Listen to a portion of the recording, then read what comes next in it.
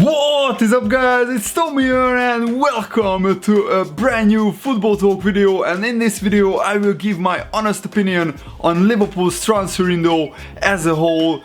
Do I think Liverpool improved their team or not, and what and who could have Jurgen Klopp brought in to strengthen the squad even further. But first I want to hear your opinions, so let me know right now in the comment below. Rate Liverpool's transfer window from 10. I rate it as a 6, and it could have been almost perfect if Liverpool signed a left back and a defensive midfielder for me. I would have rated Liverpool's transfer window as 8 out of 10, but as it is, I rate it at 6 out of 10. So first of all, let's talk about the incomings. I think the highlight and the best player in the transfer window is Sadio Mane, who cost £30 million plus add-ons, and he's a fantastic addition. Instantly you could see that he's a game changer for Liverpool. We have been lacking a player like him for years. I've been crying out for years for Liverpool to sign a fast, direct player who can go past people, who can beat people, because especially against smaller teams who park the bus, and Liverpool have been struggling against those teams since the Rafa Benitez years. We need a player who can just go past defenders, who can strike fear into the opposition, and you can see that Sadio Mane will be a hugely important player. One negative is that he will go away for a month to the Africa Cup of Nations with the Senegal, I believe. And also my wish would be in the long term for Liverpool to sign a similar player like Mane for the left wing. I know Coutinho plays there right now, but imagine against the smaller sides if we could play Mane and another winger. Instantly their defense would be terrified. So yeah, I would love to do that. I would love to see that from Liverpool. And also there is a lot of talk about Liverpool's net spend, and rightfully so, because in the Premier League you just have to spend money if you want to improve. Arsenal, Man City, Man United and Chelsea spent a combined 450 million net. So that's just outrageous, and Liverpool have like a -5, -8 million net spend, so which means that we actually got more money from player sales than we spent on players this season. And the reason for that is that Jurgen Klopp found value in this hugely inflated transfer market, and I applaud him for that. And this is why we brought in Klopp. And I think the fans are a little bit forgetting that when we saw his Dortmund team, everybody was drooling over it, that he spent such little money and built this amazing Bundesliga winning team who went into the Champions League final, who smashed the likes of Real Madrid in the Champions League, and then all Liverpool fans wanted Klopp. But when he does the exact same model at Liverpool, fans are complaining, and I can kind of understand why. But still, let's wait and see what happens. Let's wait and see what Klopp can build, because he found great value. I mean, Joao Matip for free when Chelsea signed David Luiz for 30 million, and there has been some defenders who went for 40 million, and Matip is definitely a player. If he was English, if he was in the Premier League, he would cost as much money as John Stones, believe me. And John Stones was 40 million pounds, and I don't think Matip is a worse defender than John Stones. In fact, I think he is better. He actually was one of the best defenders in the Bundesliga. So Klopp found value in this hugely inflated transfer market. Loris Karius, one of the best goalkeepers in the Bundesliga, for just 4.7 million pounds, is just amazing. And maybe Klopp thought, when we bid for Ben Chilwell, for example, for 10 million, we bid for him for 7 million, and Leicester asked 10 million.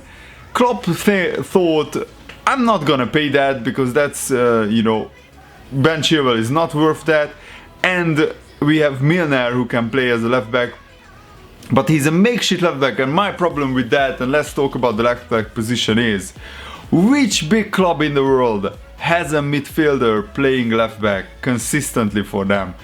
I think it's quite poor from Liverpool and from Jurgen Klopp to go in with this, but go in with Moreno and Miller as our second choice and first choice left back. But maybe if the club thinks that I will only sign a player for the left back spot who will be the long-term solution, the long-term answer to his project, then maybe there wasn't a player who he thought would be better than James Milner in the transferring window and at a right price, because Jurgen Klopp will definitely not overspend. We had the opportunities to sign Alex Teixeira for like 35 million in January. The owner said that the money is there, the money is available, and Jurgen Klopp refused to spend it. So that says it all. If he thinks a player is not worth that money, he's not gonna pay that money. So we got Ragnar Klavan, who is also a very, very good solid centre-back for something like 4 million, 4.5 million pounds.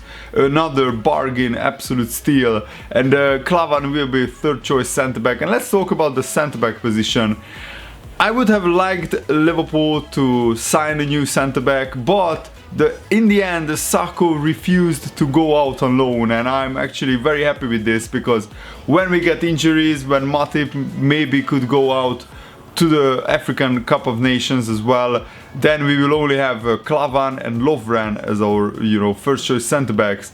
And I think at one time in the season where we will get injuries and loss of form, we will need Sakho, and Sakho is a warrior. He will fight for that Liverpool country, and he's still one of my favorite players at Liverpool. So I really hope that they can mend their relationship with Klopp, and Sakho comes back into the side maybe during the winter or autumn period. So yeah, now I think we are pretty much okay in the centre-back spot. So Matip and Lovren, it looks like we'll be first choice. We have Klavan, we have Sakho, we have Lucas as our backup centre-back, and we have Joe Gomez to come back from injury. And Gomez can play as left-back as well, so you could see why maybe Jurgen Klopp thought we don't need a left back if the right player is not available. Jorginho Wijnaldum was signed for 25 million pounds. I think that's a little bit too much money for him, but if Jurgen Klopp thinks that he can mold him into a much better player, an even better player than he was at Newcastle, then fine. He wasn't really effective so far, but I think he's just finding his feet at Liverpool, and away from home Wijnaldum is not, as effective. He scored all his goals at home for Newcastle. I'm still a little bit disappointed that Jurgen Klopp didn't buy a defensive midfielder. We wanted to get Mahmoud Dahoud, who would be not as much an out-and-out defensive midfielder, but a ball-playing midfielder. But Mönchengladbach didn't want to sell him. They already sold Xhaka and Nordtveit to the Premier League.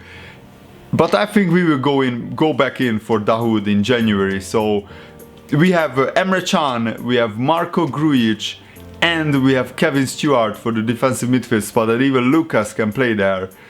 But the fear for me is if Emre Can gets a long-term injury and we have to play Henderson or Grujic there. Henderson is not an out-and-out defensive midfielder, and I think we will concede a lot more goals with him in the team. He had a good game against Tottenham, but is that the trend now, or was that an exception to the rule? We shall find out. I still trust Klopp fully. I just think that with the amount of money that we got from player sales, we could have gone out and really got a top-class defensive midfielder.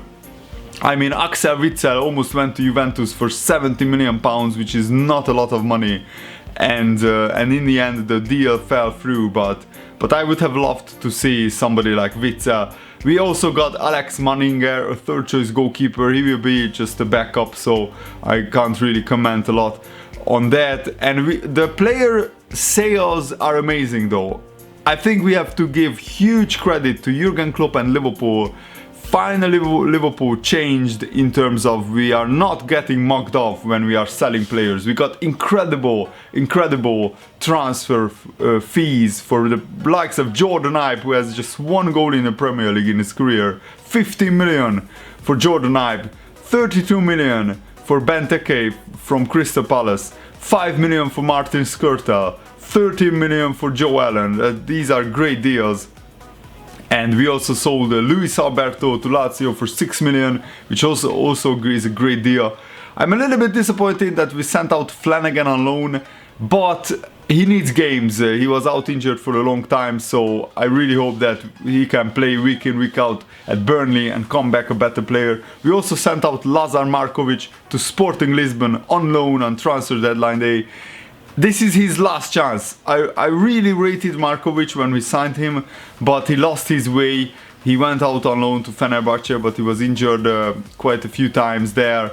So Lisbon, Sporting Lisbon, back with his former manager, former Benfica manager at Sporting. This is his last chance. He has to take it, he has to impress, he has to tear it up in the Portuguese league, and hopefully then he will have a future at Liverpool. And we also sold Martin Skrtel, Jordan Rossiter, Jerome Sinclair, João Teixeira. This is a record transfer window in terms of player sales. We sold 13 players and lots of players went out on loan. Brad Smith was sold for 6 million to Bournemouth. Crazy, and he's just a youth player. He played just a few times for Liverpool. Sergi Canos, 2.5 million to Norwich. And a lot of young players sent out on loan. So hats off to Liverpool for you know, doing well in the player sales. The thing is though, many Liverpool fans will ask when Liverpool dropped points this autumn, why didn't we strengthen the team? And Jurgen Klopp will be under that little bit more pressure because of this. But what I want is now to just forget about the transfer window until January, concentrate on the season. Our starting 11, certainly if we avoid injuries in key areas, our starting 11 is good enough to challenge for the top 4. The problem is Liverpool always gets injuries, and especially with Jurgen Klopp's high intensity training, high intensity pressing style, will we keep getting injuries? Because if we do, and I think we will do, our squad is quite weak in depth. We have some areas where we are not, you know, as covered. I mean, if Mane gets injured for a long time, we don't really have another player like him. We have just him as a winger, and we really struggled against Burnley without Mane, and that is worrying because most of the league is made up of teams like Burnley who sit back behind the ball and try to counter-attack. So I just really hope that Jurgen Klopp can improve these players as a collective, and I think another reason why he didn't sign even more players is he wants great team chemistry. He wants players to have great chemistry together. So yeah, I'm really looking forward to the season now. Let's just forget about the transfer window. I still think that Liverpool had a decent transfer window. Our first 11 is definitely stronger than last season. Mane is better than what we had. I mean, we had Lallana on the right wing. Karius is better than Mignolet. Matip is better than Skrtel. Klavan is better than Kolo Touré. Wijnaldum, I think he's better than Joe Allen. So we improved our first 11. And I still feel that Jurgen Klopp will sign a left back when he can find the right player, because he knows that Milner is not a proper left back, an out-and-out left back. But if Milner can learn in the position quickly, we can have a great season, guys. So let's be optimistic, let's trust Klopp. He's one of the top 5 managers in the world, so really looking forward to what he can do with this Liverpool team. Hope you enjoyed this video. If you did, smash the like button. Thanks for watching. See you later, guys. Goodbye.